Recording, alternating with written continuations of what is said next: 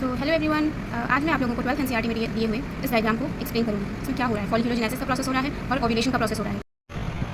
तो इस पूरे डायग्राम को समझने से पहले हमें ये समझना पड़ेगा कि ये है क्या, हो क्या रहा है यहाँ पे। हमें ये तो पता है कि हम फॉलिक्यूलोजेनेसिस और ओव्यूलेशन पढ़ेंगे, पर ये है क्या। ये हो ये रहा है कि यहाँ पर हम देखने वाले हैं कि फीमेल एग का फॉर्मेशन कैसे होगा, फीमेल एग कैसे बनेगा। ये जो उगोनिया है यही आगे चल करके फीमेल एग का फॉर्मेशन करता है और फीमेल एग से मेल स्पर्म आकर के फ्यूज़ होता है और जाइगोट का फॉर्मेशन करता है। तो उगोनिया से एग बनने तक का प्रोसेस या ओव्यूम बनने तक के प्रोसेस के बीच में उगोनिया के साथ क्या क्या चेंजेस होते हैं, उसके चारों तरफ कई लेयर्स का फॉर्मेशन होता है जिसे फॉलिक्यूलोजेनेसिस कहते हैं। और फिर ये उगोनिया, ये पूरा ओवरी का स्ट्रक्चर, ओवरी के अंदर ये सारा प्रोसेस हो रहा है। तो फिर ये जो उगोनिया है ये प्राइमरी oocyte में कन्वर्ट होता है, फिर सेकेंडरी oocyte में, और उसके बाद ये इस ओवरी से बाहर आ जाता है और ये ओवरी से बाहर आता है और बाहर आने के बाद एग का फॉर्मेशन होता है। तो यही आज हम इस वीडियो में डिटेल में पढ़ने वाले हैं। इस पूरे प्रोसेस में जो हार्मोन्स का काम होता है वो है follicular stimulating hormone, luteinizing hormone और प्रोजेस्टेरॉन हार्मोन का। सबसे पहले हम देखते हैं कि मिलियंस ऑफ उगोनिया का फॉर्मेशन एम्ब्रियोनिक डेवलपमेंट के समय ही हो जाता है। ठीक है, अब ये जो उगोनिया है इनके चारों तरफ कुछ सेल्स का फॉर्मेशन होना होता है। उसके पहले ये उगोनिया ग्रोथ फेज़ में इंटर करती हैं। जब ये ग्रोथ फेज़ में इंटर करती हैं तो इनके चारों तरफ कुछ लेयर्स का फॉर्मेशन होता है जिसे ग्रैन्युलोसा सेल कहते हैं, ग्रैन्युलोसा सेल्स बोलते हैं। और जो उगोनिया है वो प्राइमरी oocyte में कन्वर्ट हो चुका होता है। अब इस पूरे प्राइमरी oocyte और प्लस ग्रैन्युलोसा सेल, इन दोनों को ही मिला करके हम कहते हैं प्राइमरी फॉलिकल्स। और ये हो किस वजह से रहा है, ये हो रहा है फॉलिकुलर स्टिमुलेटिंग हार्मोन की वजह से, जो कि एक गोनाडोट्रोपिन है जो कि एंटीरियर पिट्यूटरी से रिलीज़ होता है। ये फॉलिक्यूलोजेनेसिस करवाता है, फॉलिकुलर लेयर का फॉर्मेशन करवाता है।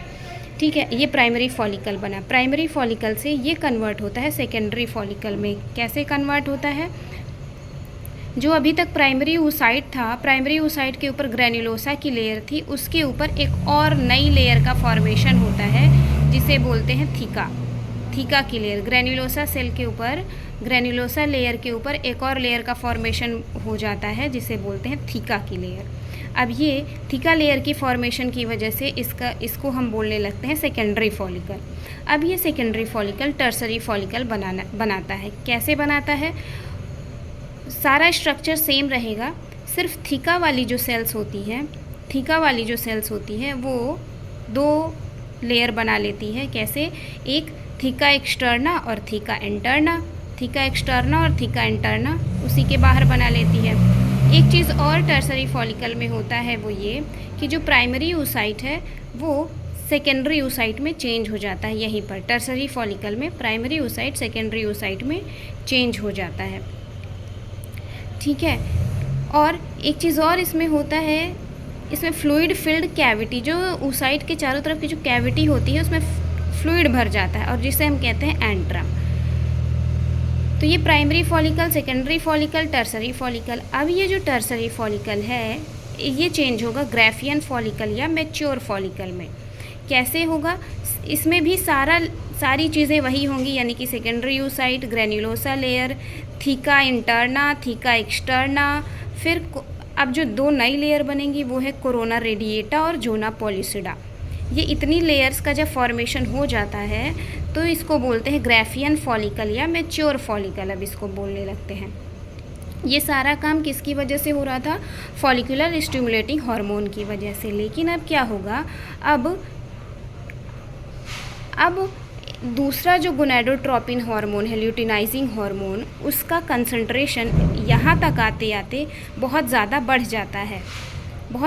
जाता है जिसकी वजह से ये जो ग्राफियन फॉलिकल है ये रप्चर कर जाते हैं। ग्राफियन फॉलिकल रप्चर हो जाता है, जिसकी वजह से जो सेकेंडरी oocyte है वो इसमें से निकल करके बाहर आ जाता है।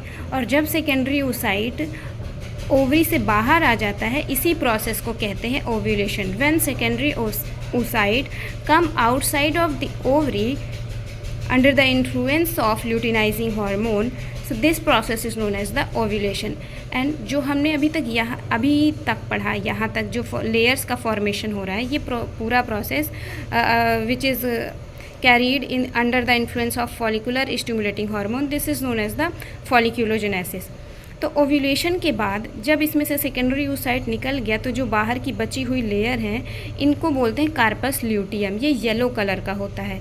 ये कार्पस ल्यूटियम क्या करता है, प्रोजेस्टेरॉन हार्मोन को सिक्रीट करता है, और ये प्रोजेस्टेरॉन हार्मोन का काम ये होता है कि जो यूट्रस की वॉल होती हैं उन्हें मेंटेन करना। कार्पस ल्यूटियम क्या करता है, उन्हें मेंटेन करके रखता है, इसलिए ताकि ये जो सेकेंडरी oocyte यहाँ से रिलीज़ हुआ है, अगर इससे स्पर्म का फ्यूज़न होता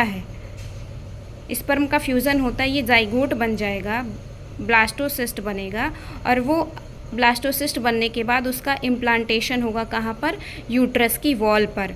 तो यूट्रस की वॉल को तैयार होना पड़ेगा ना, कि वो उसके लिए रेडी रहे कि हाँ मेरे पास आकर के ब्लास्टोसिस्ट आकर के अटैच होने वाला है। तो उसकी तैयारी के लिए corpus luteum progesterone hormone secrete करता है और यूट्रस की वॉल को तैयार करता है इम्प्लांटेशन के लिए। कुछ समय तक ये प्रोजेस्टेरॉन हार्मोन रिलीज़ करता है। उसके बाद अगर फर्टिलाइजेशन नहीं हुआ तो ये फिर ये कुछ समय के बाद ये उसको रिलीज़ करना बंद कर देगा, और ये जो कार्पस ल्यूटियम है अब ये चेंज हो जाएगा कार्पस एल्बिकन्स में, जो कि वाइट कलर का होता है। तो ये रहा हमारा फॉलिक्यूलोजेनेसिस एंड ओव्यूलेशन इन ओवरी। अगर आपको ये वीडियो अच्छा लगा तो कमेंट में ज़रूर बताएं।